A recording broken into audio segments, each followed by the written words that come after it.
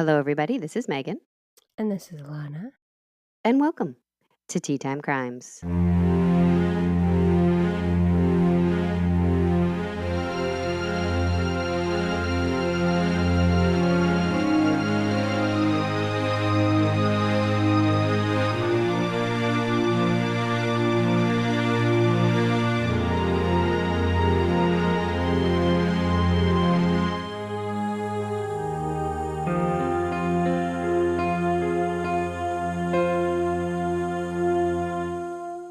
Where we talk about tea and then And a then crime.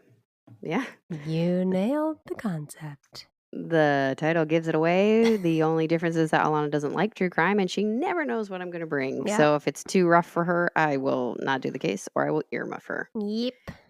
But she's going to be into today's case, I think. So I thought you said in today's case. I'm like, Well, what? I've got an insider scoop. Oh, and boy.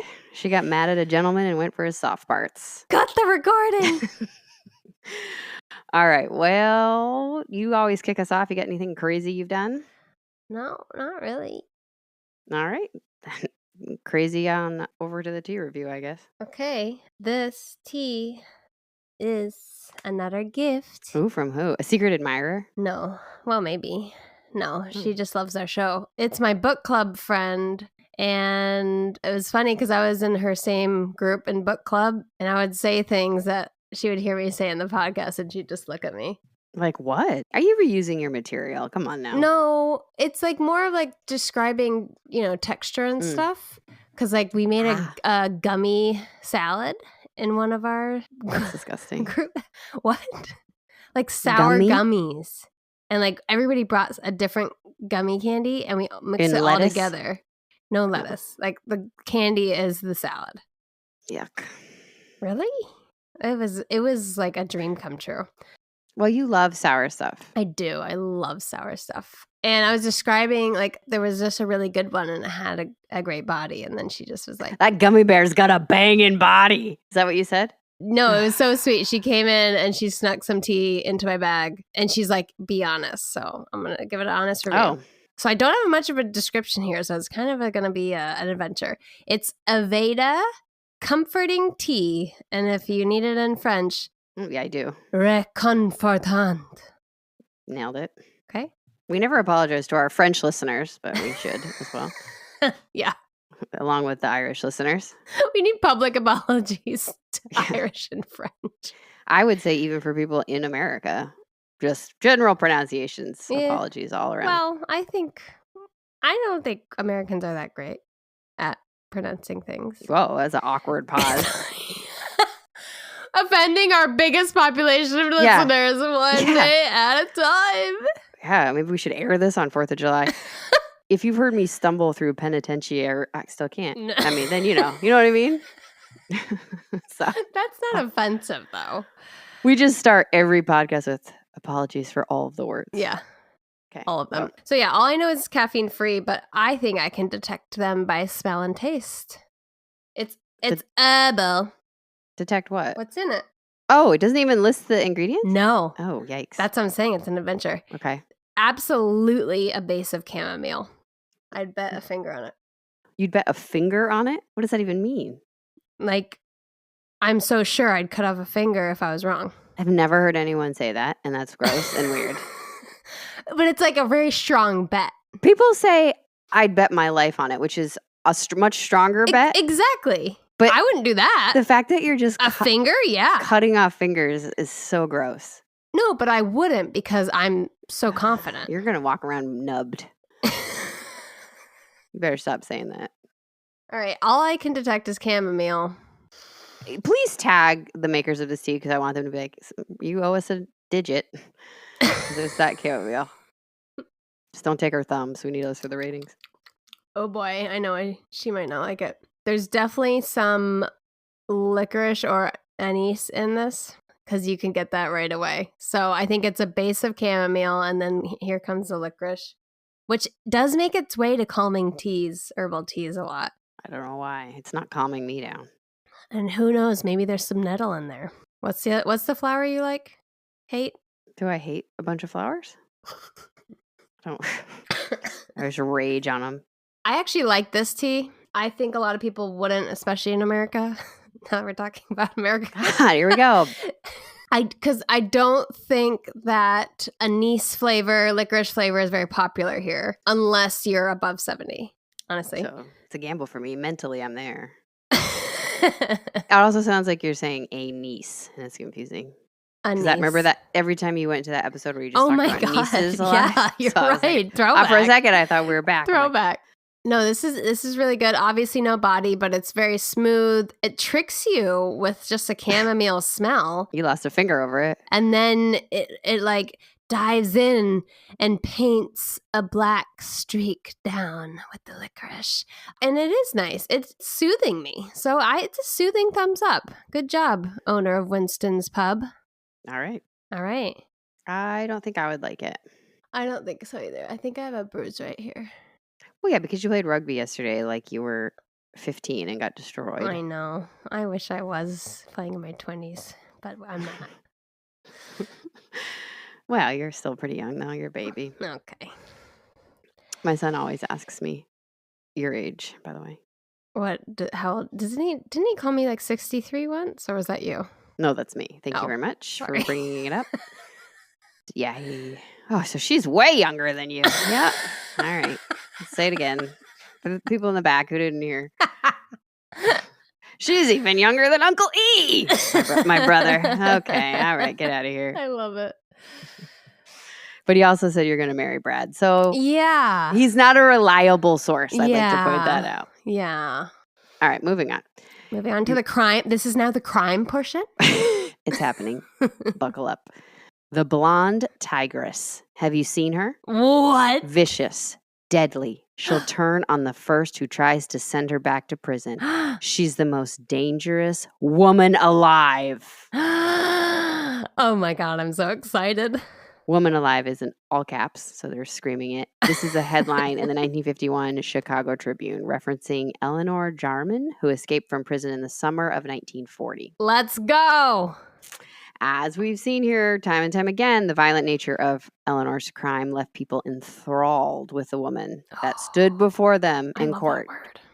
The articles continue with, quote, "Here was a slim, rather graceful, fairly pretty young woman who looked and apparently acted no differently from thousands of virtuous wives and daughters, yet who had displayed a ruthlessness and brutality which would have done credit to the most calloused male denizen of the underworld." Oh. What had happened to her to turn a woman into a jungle beast? Who is this writer? I don't know. Love them. Calm down. But guess what? We all have that ruthlessness. Okay. In Eleanor's case, was this even the truth? Because usually we cover cases and we're like, yeah, they did it. And it's pretty brutal and I'm scared of them and I don't want to think of them at night. But is that what happened in Eleanor's case, or is this the media trying to grab onto a story like that because it sold papers? Silvia Pettem, author of the book In Search of the Blonde Tigress, The Untold Story of Eleanor Jarman, presents Eleanor's case in the most comprehensive way to date. There isn't a ton on Eleanor besides this book. And it's one of the main sources that I use in addition to, obviously, my love for newspapers.com. Yes. They are not supporting us. So grab that book. I've linked it in the source notes. Go ahead and give it a read. And we're going to take a look at Eleanor's life. And I want you to tell me if you think she deserved the title of the Blonde Tigress. Okay. So Ella Marie Berndt, Berndt, was born April 22nd, 1901 in Sioux City. Wow. She was the 10th child her mother had given birth to, but the youngest of 8 children that were still alive. Yeah. Because that's that time. Although that wasn't even forever. Her mother cared for just a gaggle of children, while her father was a laborer, sometimes a meat packer, sometimes a custodian, pretty much finding work where he could. And life was not easy by any stretch of the imagination. I can't, yeah. After Eleanor was born, her mother Amelia gave birth to 2 more children and had to bury one of them. Oh, gosh. Then in the summer of 1907, she laid down to take a rest and she never woke back up. Oh my God. She was only 43 years old. Just too tired. Yeah. The family was too poor to afford a headstone. And 6-year-old Eleanor looked on as her mother was buried in an unmarked grave. After that, the older kids went to work. The middle kids took care of the younger children, and Eleanor dropped out of school probably around like 6th grade. Mm-hmm. As a teenager, Eleanor married Michael Roy Jarman, a World War I veteran. I mean, like an acceptable teenager, not 13, but, still young. Yeah. By 1923, the young couple had 2 sons, Leroy and Laverne. Oh, that's nice. And it wasn't long before the marriage imploded. Oh, that's not Less nice. Yeah. Blamed in large part to Michael's very heavy drinking. Yeah. By then, the family had relocated to Chicago, but Eleanor managed to move both boys out to their own apartment and supported them as a waitress. Oh. It's unclear if a divorce was ever official, like if they went through the paperwork, but Michael and Eleanor acted as though it was, and they both had other relationships and lived separate lives. So, like, wasn't a Sweet Home Alabama situation? Nah, he did not know his way around a carpentry kit. Got it. Yeah. Is that what he did in that movie? I don't remember, but it seems like it. Like, I feel like he had a white t-shirt, blue jeans, and a tool belt at some point. Well, he definitely made something, right? Yeah. That's the only... Oh, no. He was a glass maker. Because remember when they were kids, lightning hit the sand. Anyways. Sorry. I don't remember. Okay. You referenced like 4 movies, and I should watch all of them so I can keep up to date. A glass maker. Yeah. He was a glass maker. He was. Okay. Anyways. Michael was not a glass maker. No. He liked to find his way in the bottom of a bottle, though. Yeah. So the most infamous relationship that Eleanor would have was with George Dale, also known as George Kennedy. He had a couple aliases. Was he a Kennedy? Nah. Okay. Let's not get crazy. Okay. No. By the time Eleanor met George, the country was struggling. Do you want to jump all over this, or? Oh, I don't know. Nothing happening. A little something called the Depression that Alana loves to reference and just imagine. Oh, the Dust Bowl. Like, what do you would have hated it. I would have hated it. You just like to imagine situations that you hate? No, just living back then. I mean, it's 1910s, World War I, 1920s, fun stuffs, 1930s, Depression, 1940s, World War II. So this is just how I chapter it in my head. Okay. Millions of people are out of work. Yeah, it's awful. And Eleanor's only able to work part-time now, and she's supporting the family. I don't think Michael is around at all. I don't think he's offering any kind of child support or anything like that. George lived with his sister, and just to give you context of the times, his sister was a widow who had lost her children temporarily because she could not afford to support them, and she was having to live with her brother until she could get back on her feet and get her children back. That's how bad things were. Yeah, depression is not a joke. Eleanor does not want that to happen to her. Eleanor moves in with her sons to George's apartment by 1933. It's believed that George made his money running a beer flat, which would have been probably pretty lucrative because Prohibition was still happening. But that same year, beer became legal. So he's going to not do as well. Can't charge as much. Yeah, why even bother with him? He's kind of out of business. Around that time, a string of robberies started taking place during the day all over Chicago. The storekeepers were never hurt, but 2 men and a blonde woman would rob the store, make a fast getaway. There's no way to know if all of those robberies were Eleanor and George, but it's imagined that at least some of those were. You said it's all in one day? What? Did you say that it was all in one day? Make a fast getaway. Oh, okay. So they didn't do like 17 robberies in a day. Got it. Because that would really tie them together, I think. Yeah, they're like the same. They were in the same shirt. I mean, it was unbelievable. They literally just went next door. They just did. It was like trick or treating. I'm gonna have to roll the tape back and see if I did say that. Get together, Eleanor. Yeah. Anyway, not in one day. Probably not all of them belong to this crew because robbery was at an all-time high out of desperation. Oh, I'm sure. Yeah, you have to just like John Van John. What's his name? John Van John. I remember that episode. You want to give me a little context? In that play, Les Mis, all he did was steal some bread. Bread. I swear to God, you say like the same 4 things. Oh, they're the bread. If only they'd known monks what it's like. Anyway, so back to the story.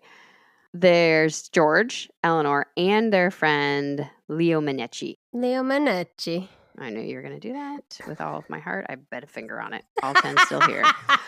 On August 4th, 1933, the group entered a haberdashery on the west side. Oh, a haberdashery. We don't have those anymore. I think we do. They're just not called that. Yeah. 5948 Division Street, although sometimes there was a direction in front of that, west, east, south, I don't know. 70-year-old Gustav Howe was or Ho, I'm not sure, Hoeh. We're going to go with Howe just because I don't want to say Ho over and over again. He was a favorite of the neighborhood and had run the store for quite some time. He lived with his wife in the apartment attached to the store, and they had 2 grown sons. Okay. That morning, Gustav was the first victim known to fight back, and he ended up dying en route to the hospital. Cause of death, 2 gunshot wounds to the chest. The robbery... That was violent. Bless you. That's it? That's all you got? I know. I usually have 3. All right. The robbery and ultimately the murder happened in broad daylight at 11 a.m. Jeez. There were several witnesses who saw the murder and those that saw the group get away in a 1928 Chevy sedan, plate number 790748. From the moment the crime occurred, the papers are focusing on Eleanor. Before they even have her name, the Burlington Daily News publishes the headline, "Blonde Chicago gunwoman is blamed again." They're just like, she's it. That's all they're focusing on. Every reference of her is her with her companions. Yep. Her and 2 other unidentified. They don't even care about the men. The men are an afterthought. Why were they even there? With the full plate number, that's a pretty big lead. Great eyewitness job right there. They easily go to the owner's house, and that man is named Emil Manici. So, brother. He'd been at work the entire day of the robbery and the murder, but his brother Leo had asked to borrow the car. Interesting. Neither one had returned. Police start looking for Leo. Of course, they start at his house because it's a good place. Crime busting 101. He's married with 3 children. And it's very clear that the family is struggling. So He's much probably so. trying to feed his family, dude. That so sucks. much so that the kids are visibly hungry. No. And the officers actually buy food for the family. What sweet people. Whether that was to be nice or whether that was to try to get the wife to talk, I'm not 100% sure. Maybe either way, bit of both. the kids get fed. I know. Tina, the wife, eventually does crack and reported that the previous day, Leo had handed her the car keys and gave her instructions to report the car as stolen, although I don't think she was supposed to. I think she was supposed to tell Emil. Eleanor and George were there, and everyone seemed in a really big hurry to get out of Dodge. Leo had also been injured, so with a wound on his hand and nowhere to go, it wasn't long before Leo agreed to surrender. According to the Chicago Tribune, police stayed at Leo's house until he called his wife. They took over the call and told him to turn himself in to save his life because they were going to shoot first and ask questions later. Okay, wow. Yikes. Leo agreed to meet the officers at the corner of Homan and Madison Ave later that night. Now, once in custody, Leo admitted he was present during the murder, but that he was not the one to pull the trigger. According to Leo, that had been George. For what it's worth, the papers are currently reporting that Gustav was stabbed, shot, and beaten to death. But that's not true. He had died from 2 gunshot wounds. Were those other wounds weren't there? The only other wound he had was a cut on the back of his head, which was never... Okay. The cause was never established. He was never stabbed. Okay. And he was not beaten. He probably fought back and then they're like, boom, boom. Yes. Not like beaten. Like I don't know if somebody hit him on the back of the head. I don't know if he hit his head when he fell to the ground. Yeah, right. But he was not stabbed or didn't have bruises on him. Okay. Somehow it's like less violent. I know it doesn't make sense, but like you're killing somebody, but it's like less violent to just shoot them and not beat them. No, that makes sense to me because that's a split-second decision. Yeah. That you can instantly regret. Yeah. Versus just beating somebody takes a lot time and it's a thought process that you're not interrupting. Yeah. So Leo claimed the trio had been headed to a baseball game, but stopped so that he could buy a new shirt. Then George, out of nowhere, according to Leo, pulled out a gun, announced it was a robbery. He said it was a stick-up. Oh. And in an attempt to stop George from hurting Gustav, that's when Leo was shot in the hand. Interesting. The book I mentioned earlier, The Blonde Tigress, speaks to this confession and the idea that it might not be 100% truthful because there was not even a baseball game scheduled for that day. clearly Leo is not telling 100% of the truth, Right. but what parts might be. It's hard to tell if you're lying about something, what's truth and what's not. Do we know how Gustav fought back? Like, did he shoot back? Because, like, it could be him, like, raising his hand and taking the bullet in the hand, too. That's what we're going to get into. That's Okay. the main crux of the Got it. trial. So the media never loses focus on Eleanor as the Okay. mastermind behind it all. They paint her as the one in charge and the one out for blood. Okay.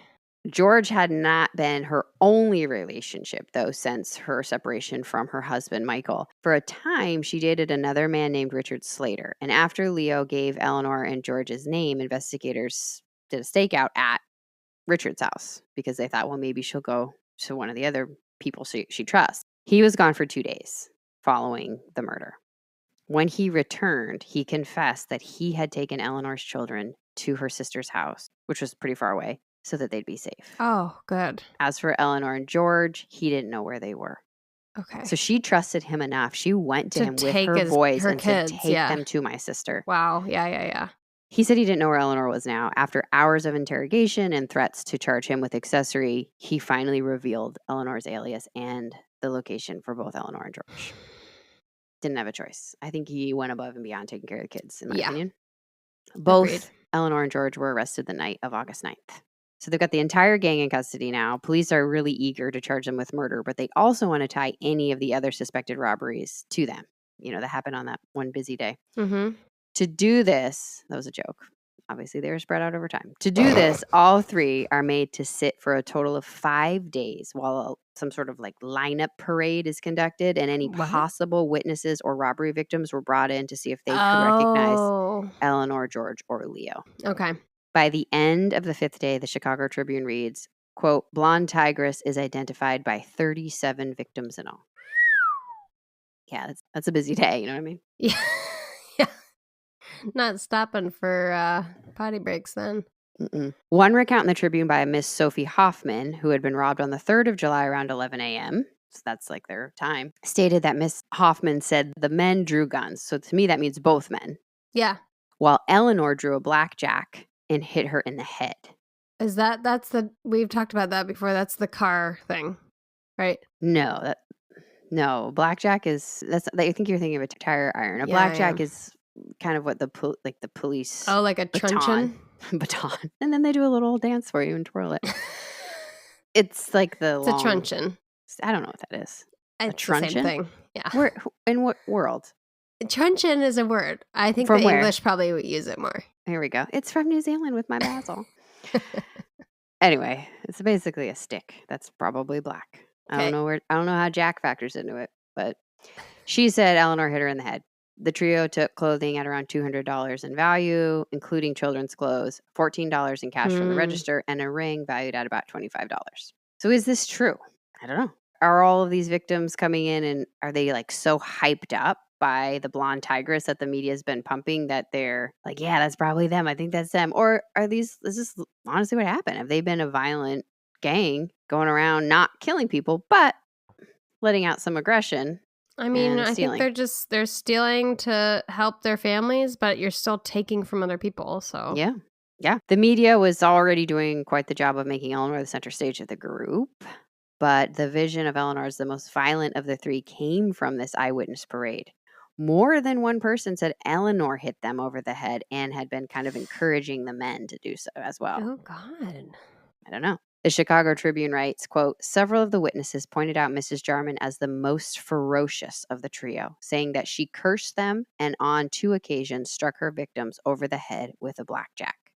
Is that true? Because just like with Leo saying there was a baseball game and there wasn't, the paper has been reporting that Gustav was stabbed. Yeah, and he wasn't. False. So did eyewitnesses actually say this is my first question. And they might have. But then second, to kind of deconstruct what's considered violent for a woman and what's considered violent for a man, it sounds like Eleanor said potty words and hit 2 people, which to me is not the most dangerous woman alive. I'm not going to, hang out, but do you know what I mean? It's a little different. No, they're totally sensationalizing her. Then if a man said the S word and punched somebody, I don't know if he'd be considered the most violent.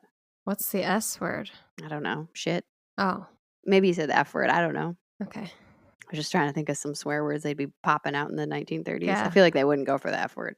You think? Now I want to know how they swore.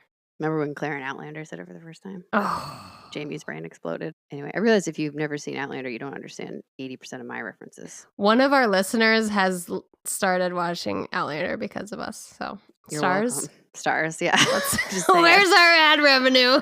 Have you noticed that your viewership went up by 1?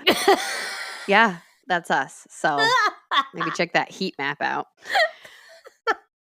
Okay. It could have been the folks were being swept up in it. It could be totally true. Maybe she is, right? We don't want to also discount that she might be an aggressive woman. Yeah. And that is what it is. She's also ice cold, which nobody likes. Oh, man. What I've taken away from this podcast is if anything ever happens, just cry.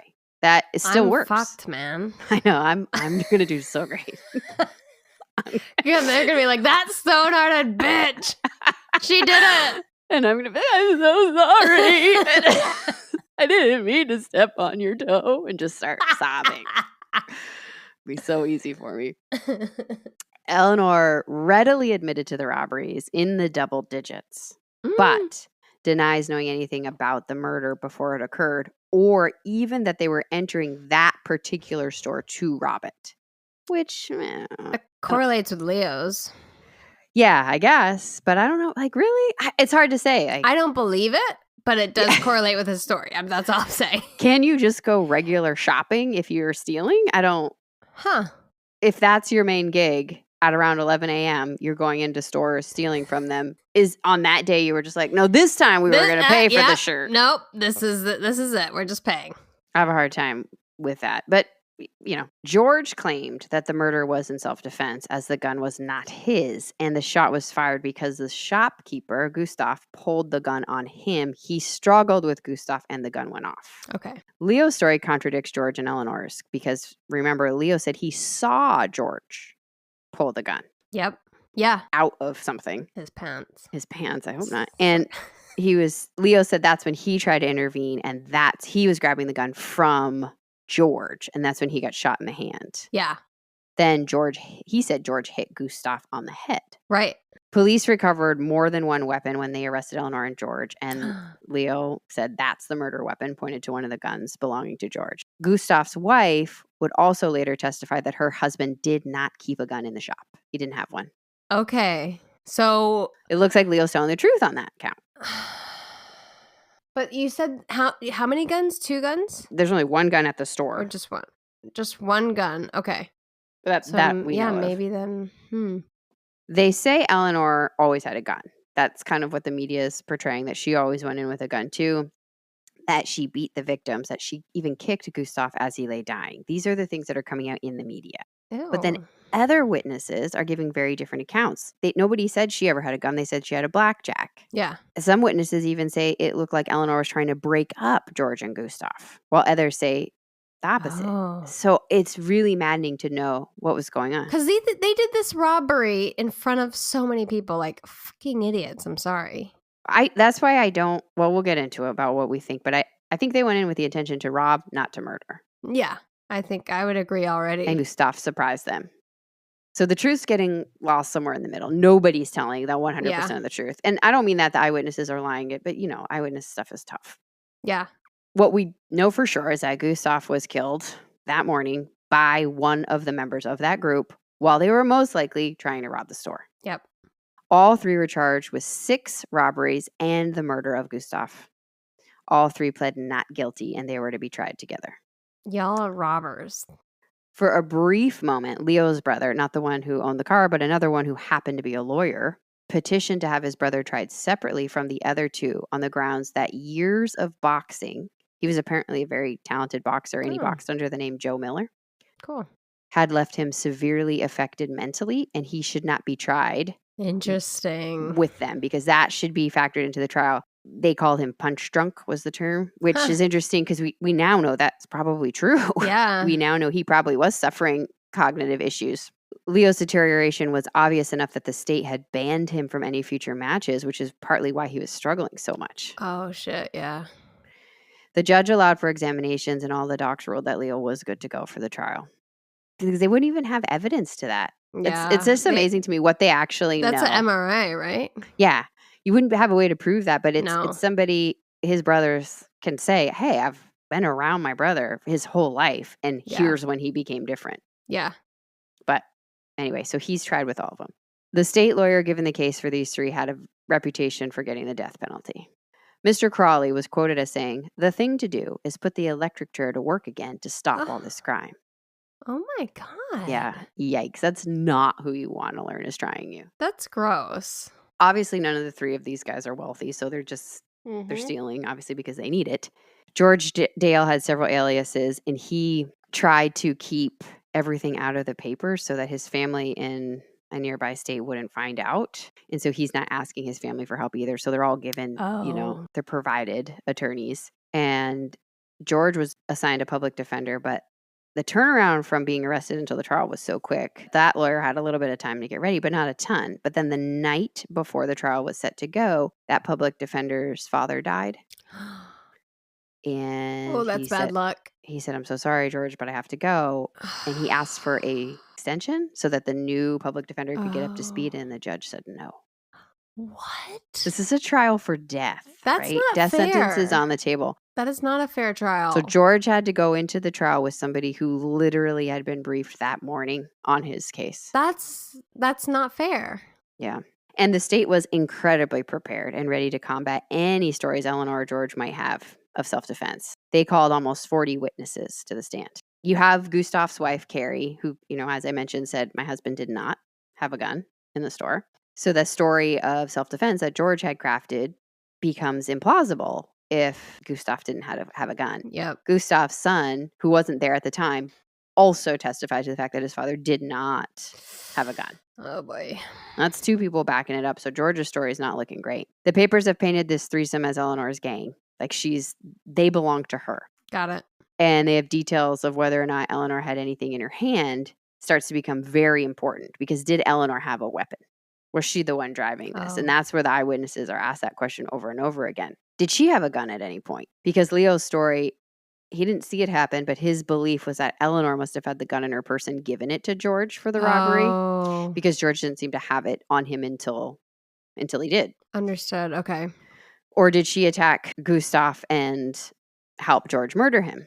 She completely denied knowing anything of the violence until it was happening. She was in a different part of the store and heard the commotion and kind of ran over to see what was going on. Many of the witnesses say Eleanor's hands were free, so no weapon at all. And again, some even say it looked like she was trying to break up the fight between Gustav and George, because Gustav kind of like, "Get out of my store." Yeah. Rightfully so, right? Like, get out.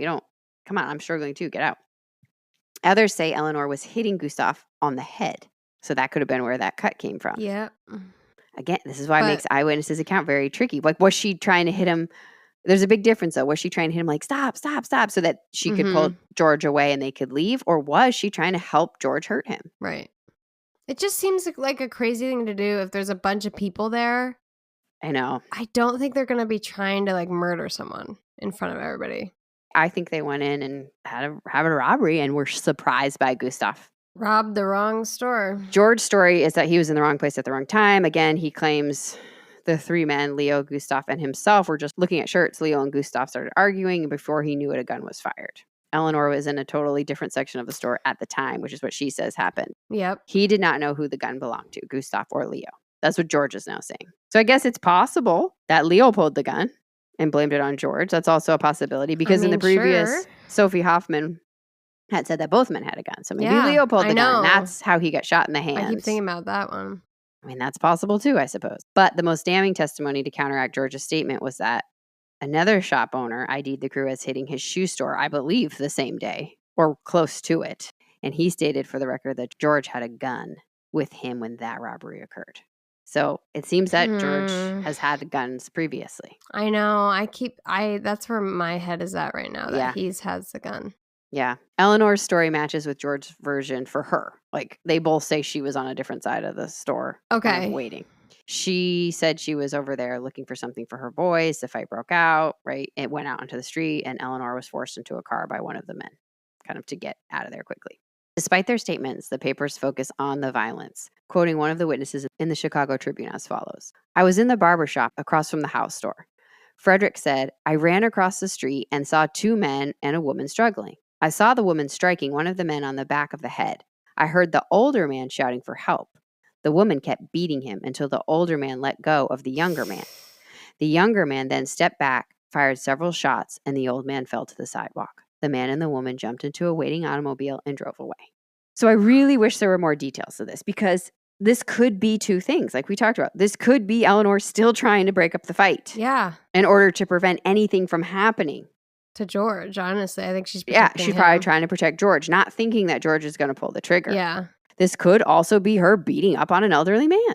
Yeah. Because there's other people say that she struck them in the head. Either way, even if she is being violent and attacking, did she know George was going to shoot? I don't know. I don't think so, because they hadn't previously. Even if she had hit other people before and, this is a robbery. I also don't think the robbery had ever spilled out onto the street. I think they were both in panic mode. Probably.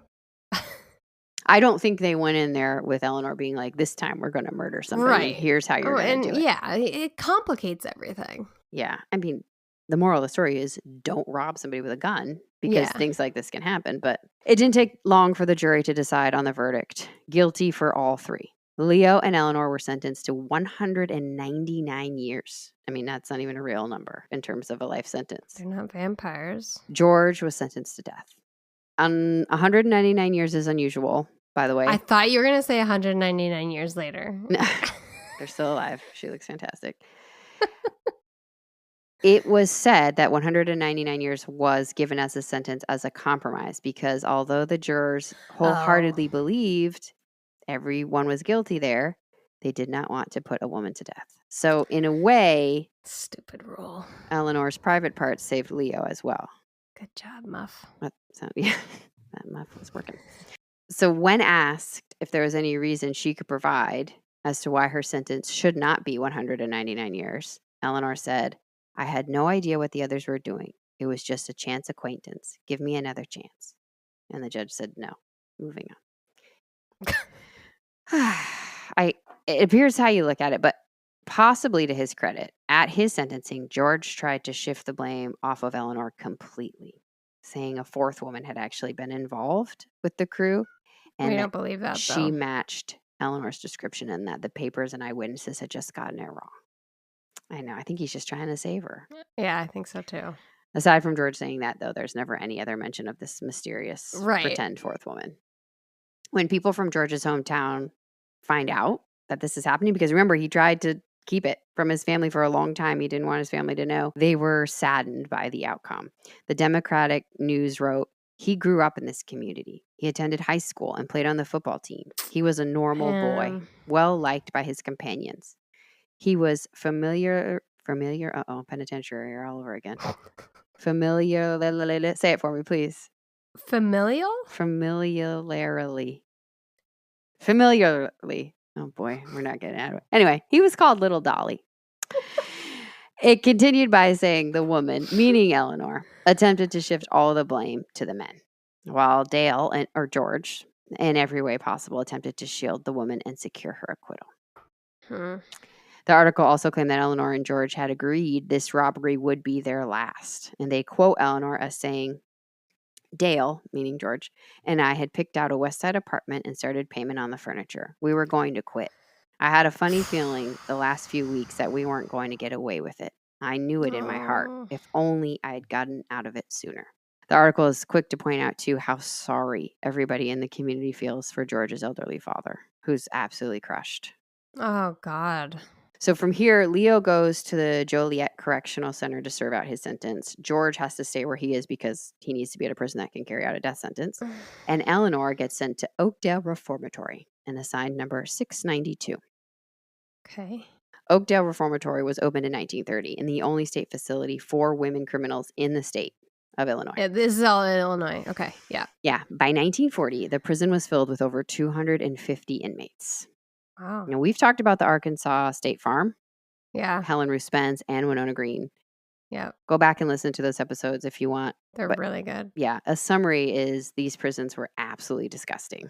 Like prostitution rings. Cruel punishments, rape, trafficking, truly awful stuff that the women had to endure. But by the sounds of it, everything that the Arkansas State Prison was, Oakdale is the absolute opposite. It's somewhat of a Yes. social experiment. And Do they put them to the war effort? no, calm down. Oh. The state superintendent of prisons said Oakdale was, quote, a place where women could be sympathetically studied, trained, and disciplined in an effort to restore them to wholesome womanhood.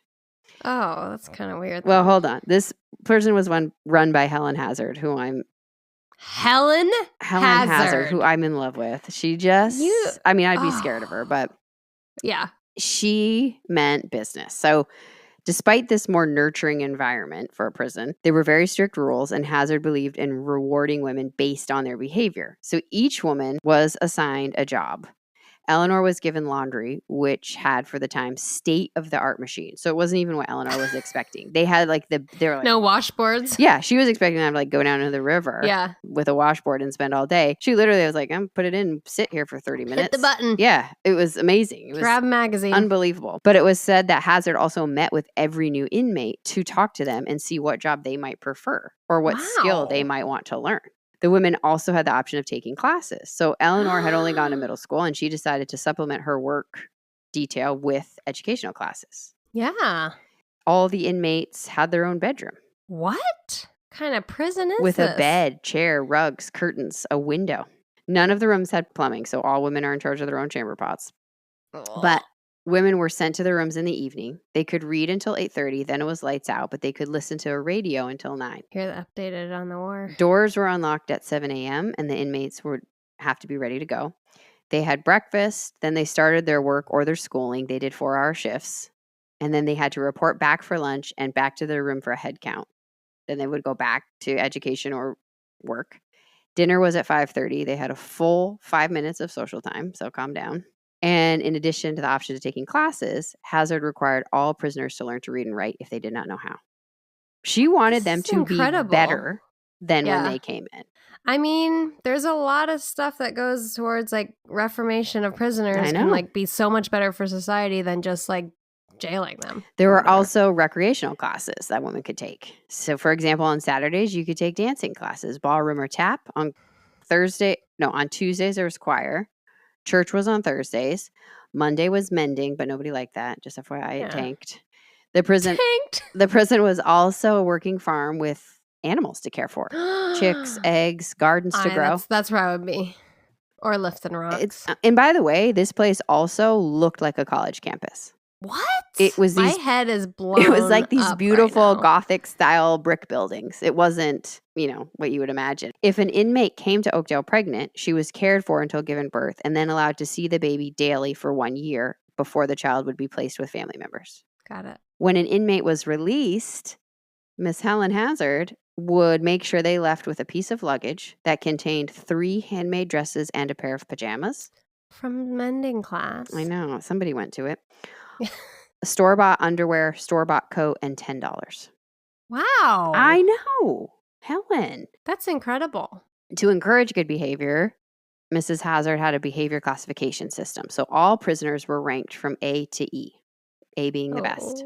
New inmates were automatically ranked in the middle, given a C. You show us who you are. Yeah. If you were good enough to reach an A rating, then you got to wear white stockings. Everybody else had to wear black stockings. Now, I don't know white stockings. Hold on. They got promoted if they showed consistent good behavior for 1 year. Okay. So it wasn't easy. By March of 1934, Eleanor was wearing white stockings. Oh. With an A rating, Eleanor could be trusted to escort other prisoners along the grounds because no inmate could walk alone unless they were with an A. That's why the stocking differentiation, so you could look. The level also dictated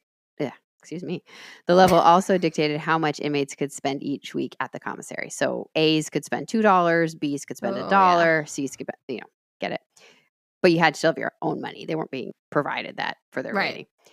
On the flip side, you could also go down a rating and receive demerits. Each demerit Hazard gave was another day added to your sentence. So there's a real motivation to just not, Hazard was under the belief that most of the women there were redeemable and they had just been led down the path by a man. Boy. So I'm half there with her, I guess. Yeah. But there's plenty of men who were just innocent bystanders in some of these women's snares, I guess. There's no way to know how Eleanor felt behind the walls. I'm sure the accommodations were way better than she was expecting. She was probably shocked. Yeah. But she's still locked up. She still doesn't get to see her sons. Yeah. Are they still with her sister? And maybe Okay. that's what she deserves. We don't know how much she was Right. involved. In the spring of 1934, George Dale was up against his execution date. His sister and his father had tried to petition the court for a life sentence instead of death, and they were unsuccessful. This is so extreme. Like, this is not, I don't know. I have feelings. Both of Gustav's sons were present at George's execution on April 20th, 1934, shortly after 5 a.m. Oh, He was one of 3 men put to death that day. George told reporters, "There's nothing to it. I'll take it like a man. I know I did wrong." Jesus. A year after George's death, Eleanor's parole officer broached the topic of applying for a parole or a pardon. Most of the other women at Oakdale who were convicted of a crime, like when Eleanor came to the prison, she was on a bus with, a handful of other prisoners. Most of those prisoners had murdered their husbands or tried to murder and failed. Okay. So they were serving 7 to 12 years for those murders, and she's serving 199 years. Yeah. Doesn't make sense. So that summer, Eleanor presented her case to the parole board, pointing to her exemplary record at Oakdale. 6 letters of recommendation were also provided on Eleanor's behalf. One was even from the local doctor she had seen in Chicago with her sons, who also happened to be Gustav's doctor. So he knew both Eleanor and the victim. Whoa. He said Gustav had been a kind man, but also that Eleanor had been a hardworking, good mother who he was convinced was no threat to society. One of Gustav's sons provided the only protest to Eleanor's parole, and her request was denied. So I can only imagine Eleanor was probably devastated. She'd let herself kind of hope and think about getting out and seeing her sons again. And when that's taken away from you, it's even more painful. At the same time, Gustav's family feels justice was served, and 199 years is not just a couple years. So they are probably relieved that that sentence is being held up. Whatever the emotions at Oakdale are at the time, Eleanor did not let this setback deter her from her A rating, and she continued to be a model prisoner. However, her path would cross with another Oakdale inmate at the start of 1939. Mary Foster, or Margaret Carringer, or Frida Nursen, or Vicky Kelman, and whatever name you want to use, she used all of them. Okay. Margaret was sentenced to Oakdale for shoplifting, but that simple charge belonged to a very complicated woman. Margaret was wanted or had served time all over the country. She had married upon arriving to the U.S. and was first arrested for grand larceny. Her go-to move was to get a job as a domestic and then steal other stuff. Okay. This earned her a few years in jail, and her children were taken to foster care. Any release for Margaret was short-lived, either due to a parole violation or a new crime, like robbing the Detroit Savings Bank in 1936. On the way to jail, by the way, for this crime, Margaret, who they called Dumb Maggie, which is rude, Wow. threw herself through a train window to escape. She's very slight. Did she survive? Yeah. I mean, she must Got out, but she only lasted a few months on the run. She kind of reminds me of Winona Green. She doesn't seem great on the run. She's kind of like, okay, I did it. I'm sorry, don't talk to me. Yeah. It's unclear how much time the 2 women spent together because they have different work details and they have their own rooms, and social time is only 5 minutes. 5 minutes. But something happened in those mysterious 5 minutes because on August 8th, 1940, Margaret put the plan in motion. While Eleanor was kind of talking to a prison attendant, Margaret broke a safety catch on a door, or picked it, like made sure it was off. And then the 2 women stole street clothes from a closet that the staff used and waited for the perfect time to walk out of the prison. They used the laundry building as cover, which was an outbuilding that was not being used that day, which Eleanor would have known because she's in charge of laundry. Yep. And then they just climbed the fence. It wasn't a very serious fence because it looked like a college campus. They stuffed their prison gear in some bushes, changed into street clothes that they'd stolen, and used the cornfields as an additional coverage until they hitched a ride from a friendly insurance agent who saw 2 attractive women on the side of the road. All right. He had no idea they were convicts, and they continued to hitchhike until they made it to Chicago. Somehow, Margaret had convinced Eleanor to run with her. Or Eleanor convinced Margaret. We don't know. Was it simply Margaret wanted Eleanor because she needed somebody who was on laundry duty? Does she need somebody who was an A rating so they could be seen walking the grounds? Did she think that Eleanor was maybe super exciting and a criminal mastermind based off the newspaper coverage? I don't know. Nobody knows why they were together. They never were friends. They never talked. Nobody knows why they picked each other.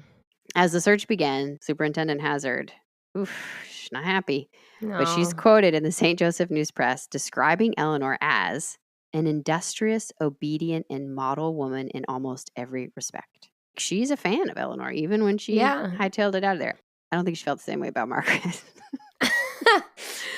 But Dumb Maggie. Dumb Maggie at it again. It's all her fault. But covering the escape, the Baltimore Sun said Eleanor abandoned her husband and children and kicked Gustav while he was on the ground. Which, again, none of that is true. She never abandoned her children. No. She's doing this for her children, more than likely. Yeah. The two women quickly split up once they made it to the city. No love lost between them, I don't think. Margaret didn't stay out of prison long. Hashtag dumb Maggie. She was arrested in September for stealing from her employer again. Oh my God. I don't really have... Just get better at it. If you're going to do something, do it well. Stop being caught, Maggie. That's fair. Come on. That's fair. Eleanor, on the other hand, was never seen again. Yes, I was hoping it. I was like, oh no, but they know they split up. Somebody is going to get caught because they know these details. But I was hoping. Like, is Eleanor the most intelligent criminal ever? And she's like, I'm going to pair with dumb Maggie because dumb Maggie going to get caught. Yeah. I'm going to go the other way. I don't know. Oh, fuck. Some sources say she'd recently received word that one of her sons was in trouble, and that was why she escaped. Oh, maybe. Which you have to understand. Upon hearing of her escape, Leroy, Eleanor's son, dug a 4x12-foot tunnel under his garage that connected to his house in case his mother came by. So he'd have a place to hide her. Oh, that's so sweet. And they're adults at this point, by the way. Yeah. I mean, yeah. Silvia Pettem, the author of The Blonde Tigress, strongly believes that Eleanor's ex-boyfriend, Richard Slater, helped her after she escaped. Maybe setting her up with a place to hide out and possibly even helping her get a new ID, which was way easier back then. You literally just had to fill out a form. That was like, this is who I am. Yeah. Sorry, I don't have any paperwork. And if you did not have a birth certificate, you just had to get an older human being to be like, yep, that's when they were born. That seems easy. Just find some 80-year-old woman on the street and be like, do me a favor. Could you just say you were present when I was born? Thanks. Meanwhile, Superintendent Hazard is trying to deal with the fallout. She's not happy. No. She builds a guard tower at Oakdale. I'm sure it was very beautiful, but it was still a guard tower now. She's like, that's not happening again. Over 50 women had tried to escape since Oakdale had been opened, which was about a little over a decade, but only 2 were never recaptured, one of them being Eleanor. Okay. I don't know who the other one was. Now, even though Eleanor was never seen again, in 1942, she wrote a letter to her lawyer thanking him for saving her life. Wow. Schultz told the Chicago Tribune, Eleanor Jarman was one of the most vicious and dangerous clients I've had. I got a letter from her 2 years after the escape thanking me for saving her from death. Okay, calm down, Schultz. I think you got the wrong picture there. In 1957, Leo, who's still in prison, was released. He served 24 years. He earned his release, get this, by volunteering for malaria experiments. Oh, During God. World War II, several soldiers were dying from the disease, and America was trying to create a vaccine or some medicine to combat it. Fuck.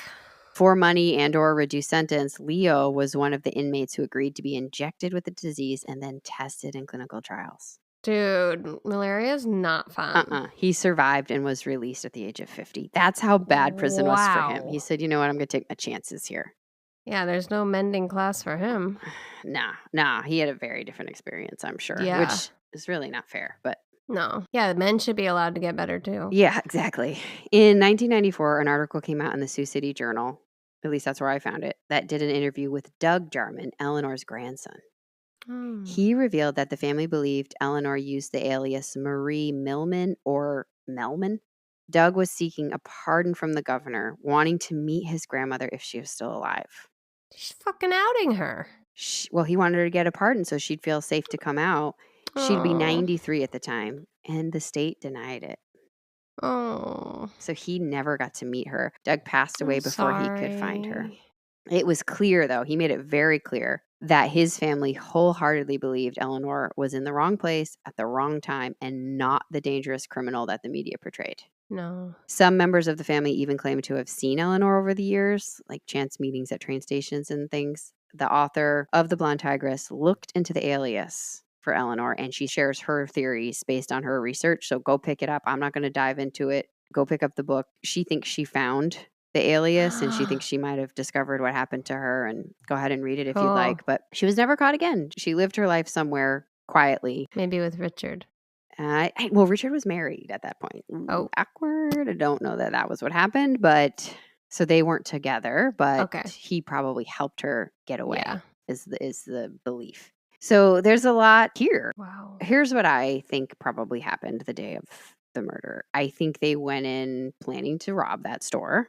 Agreed. I think they were going to do what they always did, which was intimidate the shopkeeper, steal the stuff, and get away. Mm-hmm. I think Gustav surprised them. Everybody panicked. I think Eleanor was trying to get Gustav off of George so they could leave. And I think George made a split-second decision and shot Gustav, surprising everybody. That's what I think happened. So is Eleanor responsible? Partly, right? She was there. She was trying to rob somebody. Should she have been given 199 years? I don't think so. No. But that's what I think happened. I don't know. I don't think she was the most vicious woman in the world. Do I think she probably hit some people and said bad words? Yeah, probably. Yeah. She's, at that time, Bonnie and Clyde is a big deal. Gangsters are cool. Yeah. You have had a tough life. You've never been given a break. You are getting a taste of what it feels like to have things that you need, and it feels good, and you get empowered by that, and you get carried away, and you don't make good choices. Yeah. But the fact that she could stay hidden means to me that she's not the most violent woman alive. Right. Because somebody like that, like if we think of some of our scary women, right? Like Jolly Jane and they can't stop. Louise Pete, they cannot stop. They can't help themselves. I think this was just a bad moment in time. Freak thing. Yeah, and if George hadn't pulled the trigger, nothing would have happened. Or if she had been provided with the resources to take care of her sons, I don't think she would have ever stumbled down this path. But I don't know. I mean, still a man died because of it, right? Mm-hmm. And his family was devastated. But what do you think? Do you agree, or you think something different? Yeah, that's what I think. I think that, have you ever read The Grapes of Wrath? It's fucking awful in the Depression. Like you could see, like, Leo's kids are hungry, and her kids could be the same way. And like, I mean, you'd do anything to help keep your children alive. Yeah. And I may not bet a finger, but I'd bet $100 that she did. It's not quite as amazing of a bet. She went into this to provide for her family. And then it just got carried away. Yeah. I think part of her might have tried to, maybe started to get into it a little bit to an extent. Maybe not. Maybe she hated it. I mean, she did it a little too much. And I think that for all three of them, even George, I don't think he was an inherently terrible, violent man. No, but he just made the wrong decision. I think he made a bad decision. He knows he did. Yeah. I think he felt terrible about it, and he served his sentence, right? I think the same for Leo. Yeah. I don't think any of them were. No, they're not like cruel, awful people. Like, I'm not going to say like, yeah, go do that. But like, you understand their actions, right? Like, you are doing a bad thing by taking from other people who are also struggling. Yeah. And it's just an awful time to be alive, honestly. Yeah, it was scary. And she ended up losing her kids anyway. And I think there's, whatever you believe in what happened, just feel so strongly that she loved her kids. Yeah. What does it for me is when it happened, she went to somebody else, and it must have been heart-wrenching for her to give her boys away, knowing she might not see them again, or it might be a long time before she sees them again. And she knew she had to do what was best for her sons. Yeah. Take them to my sister. They will be safe. Yep. Ugh. And I wonder if she ever did get to see them again, and they just kept quiet. I like to think so. I know. I like to think that they secretly did get to meet and see each other, but maybe she didn't want it. She also seems like she wouldn't want to risk putting them in harm's way. The fact that the doctor said that too is what's his win from saying that? Yeah, he doesn't have a stake in anything. He said they were always very well behaved. She was a very good mother. She was hardworking. I mean, and there's just stuff we don't know. There's parts of Eleanor we're never going to know. Did she feel forced to do it? Did she just break in that moment from being looked over for so many years? I don't know, but I really just think it was like, we finally found a way to provide for our families. Yeah. And we're going to do this until we don't need to. But it's hard to stop when you're actually getting money and stuff. Yeah. To feed your kids. Yeah. So that is the story of Eleanor Jarman. Yeah, that's like the wrongest title. What was it? Blonde Tigress? The Blonde Tigress. So here's the thing. Eleanor's in this bus with other women who are for sure, without a doubt, murderers. Yeah. And she's got a sentence that's a billion times longer than them. And the media has painted her as the most dangerous woman alive. And she's having to sit when in actuality, she could very much have been like, I've never even punched a person. Right. And here I am sitting among women who have murdered their husbands or their lovers or whatever. And they're going to be out. They're going to be out. And I'm going to still be stuck in here. It's fascinating. Yeah, it's going to be so sour. All right. Well, what are your last words? Don't judge too quickly because the Great Depression was really hard. And 2, generally, I think people know this now, but like if you're working somewhere and there's a robbery, don't fight them. Like a lot of places, employers are like, they'll tell you not to. You get in trouble if you do fight. I know. It's different, right? Gustav is a 7-year-old man. No, that's different. It's his stuff. The shop doesn't have insurance. I 100% agree. Like he should have, but like now you don't do it. Yeah. So. Also, just don't rob a store. Also that. Also, don't rob a store with a loaded gun because you don't know what's going to happen. And don't be involved with somebody who's doing it because you don't know what they're going to do. Yep. You could be 199 years in. Yeah. And if you're a vampire, it's a long time. Yeah, because then you're alive for all of it. Yeah. Also, the shining star of this, Helen Hazard. I want a book to be written about her. Is there not? I mean, I want to know more about Oakdale. She really had a good heart. I know she's really trying.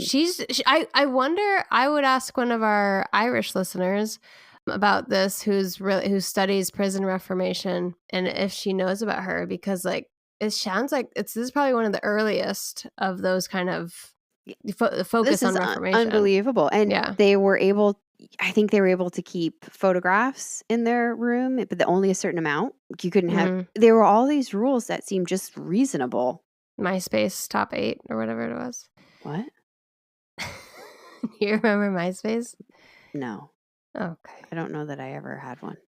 Well, you could pick I think it was top 8 friends. I think it was top 6. I think Helen said you can have 6. Yeah. So I feel like I should be calling her Mrs. or Superintendent because she seems so respectful. She's the prison matron. She's the superintendent, which has got to be she's above the matron. She's got to run the matrons. Yeah. Yeah. What a name. How do you get the name Hazard? Well, remember we had Dr. Hazard. That one was less exciting. No. That woman is mean. That woman is violent and evil, right? Yeah, exactly. That isn't just a bad woman. So she would try to manage what came in to really control the environment. So every letter they sent out was read, every letter that came in. And if they mentioned anything, she would mark it out. If anything was too upsetting, she'd mark it out.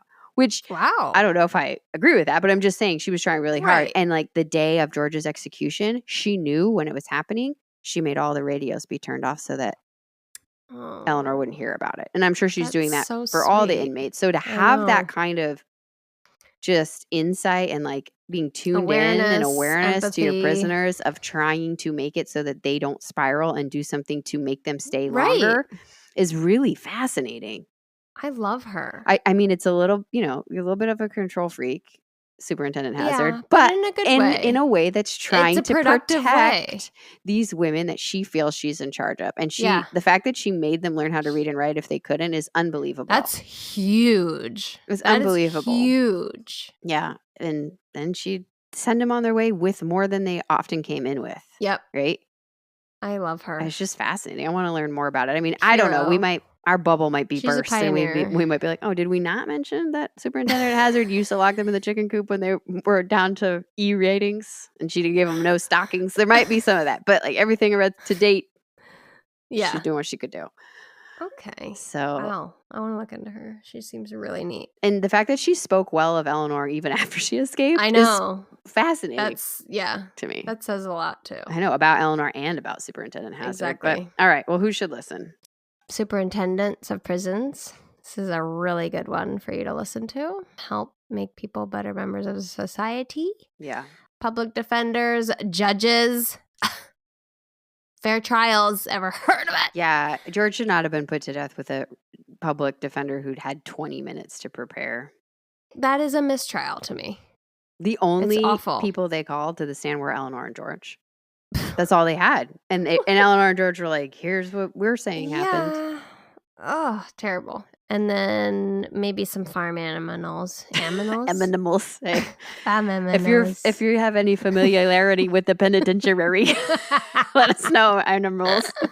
Nailing maybe vocabulary teachers. An elocution teacher if you are available. I still can't say the word. It's teatimecrimes@gmail.com. Reach out. We're happy to feature your ad. It'll go perfect. All right. Well, about time to hit the dusty trail. Wrap this one up.